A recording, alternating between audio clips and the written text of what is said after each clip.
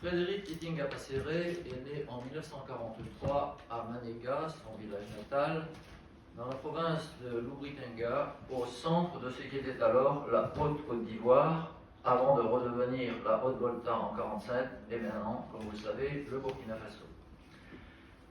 Il descendait du côté paternel de chefs traditionnels Mossé et du côté de sa mère, les Gnoun Ossé, habitants qui avaient occupé le territoire auparavant. Après avoir débuté ses études primaires et secondaires à Koudougou, Dabou et Ouagadougou, il poursuivit ses études supérieures au Sénégal et en Côte d'Ivoire, puis à la faculté de droit de Rennes. Alors que la pluridisciplinarité n'était pas encore en vogue à l'université, le jeune voltaïque collectionna les diplômes dans plusieurs disciplines, droit, économie, sociologie et littérature. De retour dans son pays, armé d'un certificat d'aptitude à la profession d'avocat, il prêta serment le 9 novembre 1973 à l'âge de 30 ans.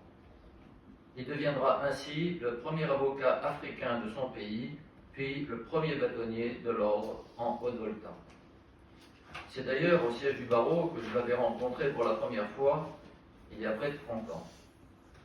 Juriste dans l'âme, il fut le président fondateur d'Avocats sans frontières, avec le soutien du bâtonnier Mario Stasi en 1992. Cette foi en la justice, qu'il habita toute sa vie durant, le conduisit à occuper de hautes fonctions, dont celle d'avocat au tribunal pénal international sur le Rwanda, basé à Arusha en Tanzanie. En plus d'être un juriste reconnu, il fut un auteur prolixe. Son œuvre, qui comporte une quarantaine d'ouvrages, balaie un large spectre, tout à la fois historien, romancier, sociologue, poète. Il avait le don de rendre ses écrits accessibles à tous les publics, tant africains qu'européens. Il collectionna les distinctions, le Grand Prix littéraire d'Afrique Nord en 1992, la médaille d'honneur de l'Association des écrivains de langue française, que lui décerna son président, notre confrère Edmond Jour,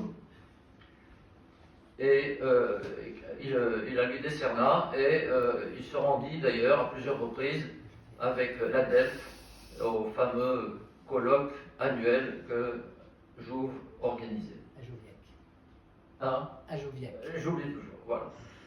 Enfin, en 2013, il reçut le Grand Prix de la poésie Léopold Sédar Senghor, et en 2016, l'ambassadeur de France le fit chevalier de la Légion d'honneur à Ouagadougou. Son pays, le Burkina Faso, ne fut pas en reste. En 2019, Naba Panontougri fut intronisé chef coutumier de Zitenga et régna sur 28 villages. En 2022, il devint grand croix de l'étalon et cette année, il reçoit le Baobab d'or. Notre regretté confrère, qui avait été élu membre associé de notre compagnie en 2009, était un fervent défenseur de la culture africaine. Il réalisa un de ses rêves avec la construction du musée de dendrologie de Manega, qui est le plus important du pays. Cet humaniste, juriste et homme de lettres, qui restera une référence pour le Burkina Faso et l'Afrique tout entière, nous a quittés le 8 novembre dernier.